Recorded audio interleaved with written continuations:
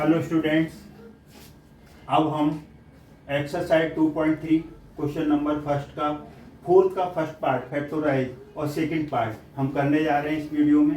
Class 9 chapter 2 polynomials new NCERT. तो fourth का first है फैक्टोराइज 12x² - 7x + 1। तो इसमें सम चाहिए -7 और प्रोडक्ट चाहिए 12 × 1। 12 1 या 12 मतलब 12 का 1 से मल्टीप्लाई, x² का कोएफिशिएंट लो और कांस्टेंट टर्म लो, इनका मल्टीप्लाई कर दो। अब हम इसे 12 को हम फैक्टर्स कराएंगे। तो 12 के फैक्टर्स करो, 2 6 या 12 और 2 3 या 6। अब 2 2 या 4, 4 और 3 आ जाएगा। 12x² - 7x + 1। तो सम कितना चाहिए -7 और प्रोडक्ट चाहिए 12 × 1 12। तो हम 12 पे फिर हम 12 पे फैक्टर्स किए, 2 6 या 12, 2 3 या 6, 2 2 या 4 और 3, दो नंबर मिल गए। तो हमें 4 और 3 दो नंबर मिले, दोनों हम माइनस के ले लेंगे। 12x² और -4x - 3x + 1, दोनों माइनस के क्यों लिए? -4 -3 -7 आ जाएगा, तो इतना ये सम चाहिए। और -4 और -3 का मल्टीप्लाई 12, तो ये प्रोडक्ट चाहिए। तो इस तरीके से हमने ब्रेकअप किया -7x को, -4x -3, -4x -3x -7x बना, -4 -3 का मल्टीप्लाई 12। ये मिडिल टर्म स्प्लिटिंग होता है। अब इसमें क्या है, 12 में क्या है, 4 छिपा हुआ है, तो 4 × 3 लिख सकते हैं ना। तो 4x इसमें से कॉमन आ जाएगा, यहाँ कुछ नहीं है तो × 1 ले लो इसे, तो 4x कॉमन आ गया। ये 4 यहाँ से कॉमन आ जाएगा, 4x कॉमन आ गया, तो 4 3 जा 12, ये 3 बचा, एक x बचेगा, 4x चला गया। तो 1 तो सबका कोएफिशिएंट होता है। जैसे 5 है तो इसे 5 × 1 लिख सकते हैं, तो 5 जाएगा तो 1 बचेगा। अब यहाँ से कुछ भी कॉमन नहीं है, तो × 1 तो ले सकते हैं ना, 1 सभी का कोएफिशिएंट होता है। तो माइनस है तो माइनस लेंगे और ये 1 कॉमन ले लेंगे, तो ब्रैकेट में 3x। माइनस बाहर आता है तो अंदर का साइन बदल जाता है, प्लस है तो माइनस हो जाएगा, माइनस है तो प्लस, -1।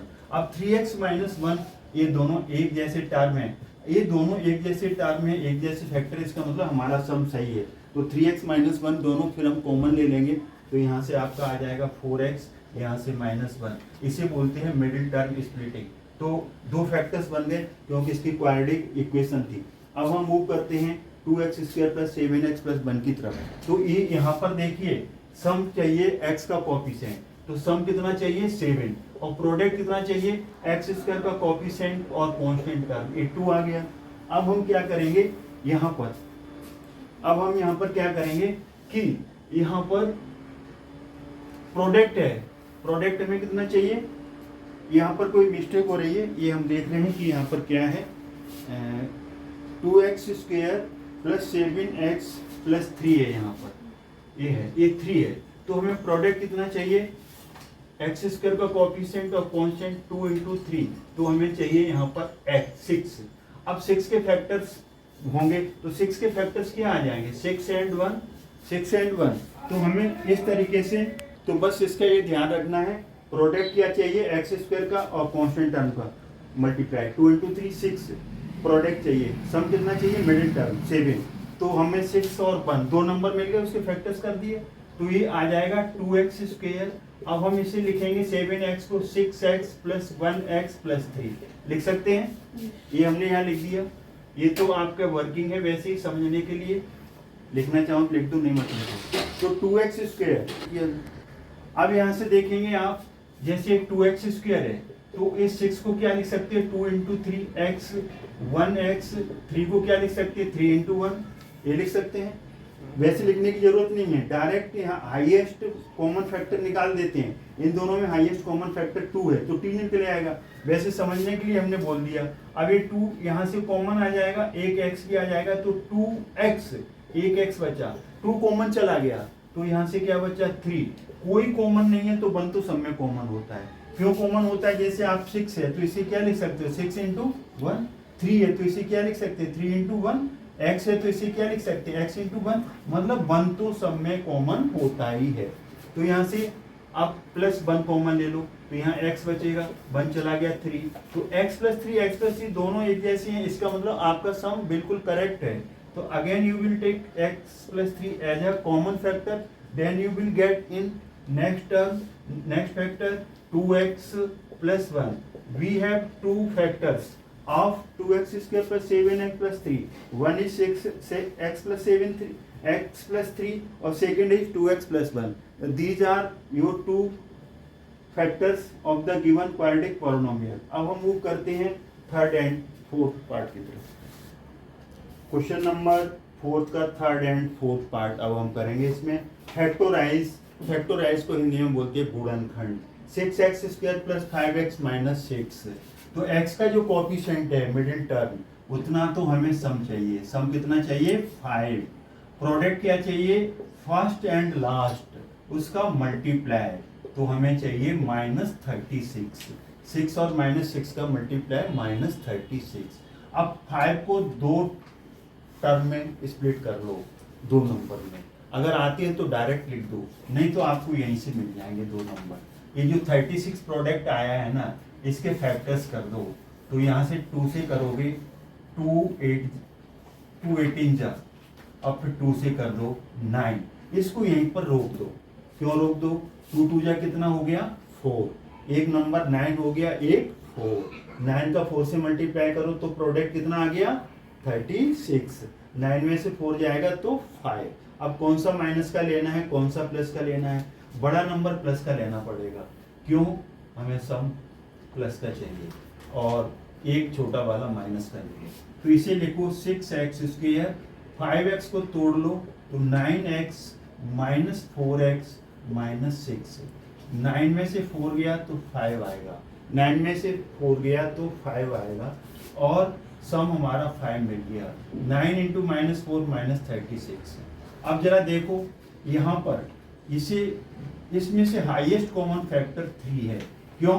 6 में 2 इंटू 3 छिपा है, 9 में 3 इंटू 3 छिपा है, 4 में 2 इंटू 2 छिपा है, 6 में 2 इंटू 3 छिपा है. इसे लिखने की जरूरत नहीं है लेकिन हमने समझाया.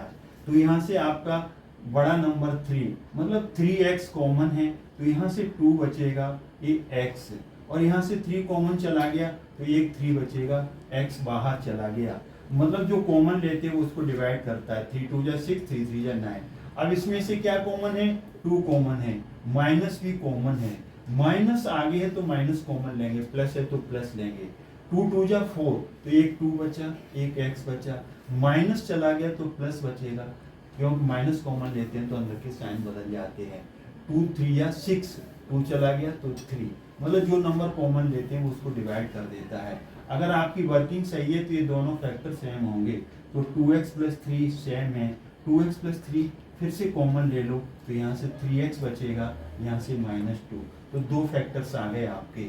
एक आया 2x प्लस 3, एक आया 3x माइनस 2.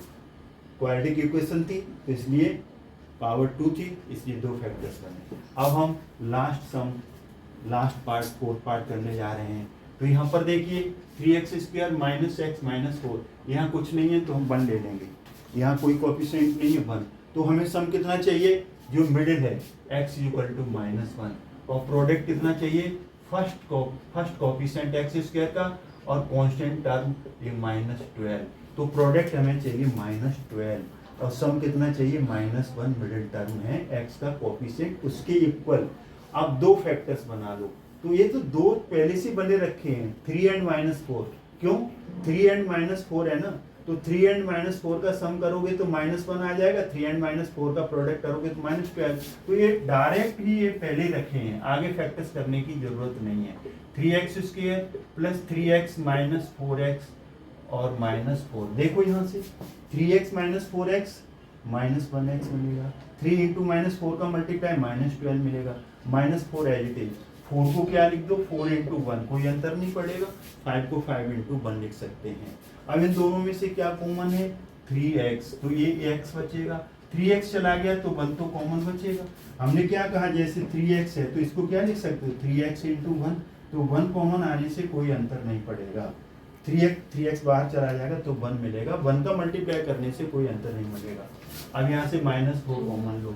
यहाँ से x माइनस बाहर चला गया तो अंदर के साइन चेंज हो जाएंगे तो ये कन्वर्ट हो जाएगा प्लस में. 4 चला गया तो 1 मिलेगा. तो x प्लस 1 यहाँ से फिर कॉमन आएगा. x प्लस 1 दोनों में कॉमन है, एक एज इट इज कॉमन आ जाएगा 3x माइनस 4, यहाँ से 3x मिलेगा माइनस 4 मिलेगा। अगर वर्किंग सही है तो x+1 ये दोनों फैक्टर सेम आएंगे। क्वाड्रेटिक इक्वेशन होने से पावर 2 है और पावर 2 होने से इसके क्वाड्रेटिक इक्वेशन के दो फैक्टर्स ऑलवेज आएंगे। तो इस तरीके से हमने इस वीडियो में क्वेश्चन नंबर 4 का first, second, third, fourth part कर दिया। आई होप ये आपको समझ में आया होगा, वीडियो क्वेश्चंस भी समझ में आए होंगे। अगर समझ में आए तो वीडियो लाइक करें, शेयर करें और चैनल को सब्सक्राइब करना ना भूलें। अब हम नेक्स्ट क्वेश्चन नेक्स्ट वीडियो में करेंगे। Thanks God.